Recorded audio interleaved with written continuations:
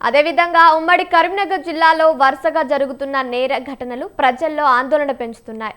నగల దుకాణంలో దోపిడీ, అడ్వకేట్ను తుపాకులతో బెదిరించిన ఘటన, వృద్ధ దంపతుల ఇంట్లో చోరీ, బ్యాంకు నుంచి డబ్బు తీసుకెళ్తున్న వ్యక్తి వద్ద నగదు అపహరణ వంటి సంఘటనలు వరుసగా చోటు చేసుకోవడంతో భద్రతపై ప్రశ్నలు తలెత్తుతున్నాయి. దీనిపై మరింత సమాచారం మా ప్రతినిధి సంతోష్ ఫోన్ ద్వారా అందిస్తారు. సంతోష్, చెప్పండి.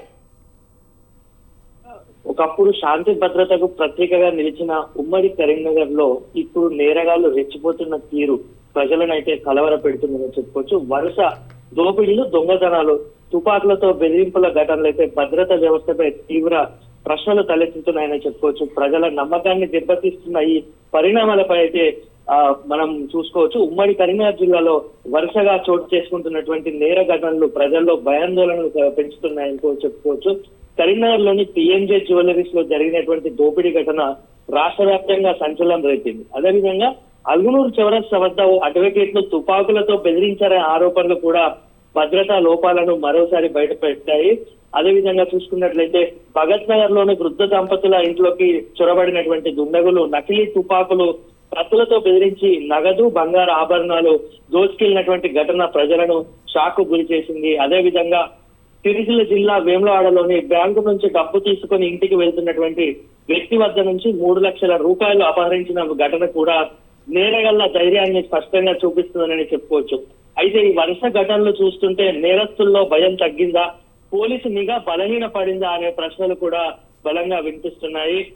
ప్రజల్లో భద్రతను కాపాడాల్సిన వ్యవస్థ మరింత అప్రమత్తంగా ఉండాల్సిన అవసరం ఉందనే విషయం కూడా స్పష్టంగా కనిపిస్తా ఉంది. పోలీస్ పెట్రోలింగ్, రాత్రి వేళ గస్తీ, సీసీ కెమెరాల పర్యవేక్షణ, అనుమానాస్పద కదలికలపై కఠిన నిఘా వంటి చర్యలు మరింత బలోపేతం చేయాలంటూ కూడా సామాన్య ప్రజలు డిమాండ్ చేస్తున్నారు. తెలంగాణ పోలీసు వ్యవస్థకు దేశవ్యాప్తంగా మంచి గుర్తింపు ఉన్నప్పటికీ కూడా ఇటీవల ఘటనలు స్థానిక స్థాయిలో మరింత కఠినమైన చర్యలు అవసరమని సూచిస్తున్నాయి. ఇప్పటికైనా కనీసం పోలీసులు దర్యాప్తును వేగవంతం చేసి నిందితులను త్వరగా పట్టుకొని ప్రజల్లో భద్రతపై నమ్మకాన్ని తిరిగి నెలకొల్పాలంటూ కూడా స్థానికులు గట్టిగా కోరుకుంటున్న పరిస్థితి అయితే కనిపిస్తోంది కాదు.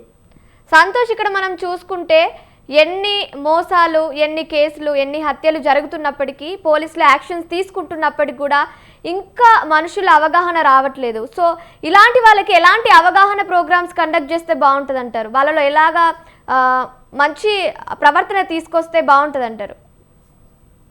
అంటే పోలీసులు నేరస్తులు చేసినటువంటి నేరాలకు కఠిన చర్యలు, అంటే జైలుకు పంపించినప్పటికీ చట్టపరమైన చర్యలు తీసుకుంటున్నప్పటికీ కూడా వారి యొక్క ప్రవర్తన తీరు మారకపోవడము కొంతవరకు ఒక మానసికమైనటువంటి రుగ్మతగా కూడా చెప్పుకోవచ్చు. ఎందుకంటే వారు తిరిగేటువంటి ప్రదేశం, అదే విధంగా వారు ఉంటున్నటువంటి ప్రదేశం కావచ్చు, ఇవన్నీ కూడా వారి యొక్క మెంటల్ స్టేటస్ ని బలోపేతం చేసేటువంటి ప్రభావము ఉంటుందంటూ కూడా వైద్యులు సూచిస్తున్న పరిస్థితి అయితే ఉంది. ఎందుకంటే ముఖ్యంగా అంటే మామూలుగా ఒక మనిషి ఉన్నటువంటి లోకాలిటీని బట్టి కూడా మనిషి యొక్క మెంటల్ స్టేటస్ ఉంటుందంటూ కూడా మానసిక వైద్యులు తెలుస్తున్నారు.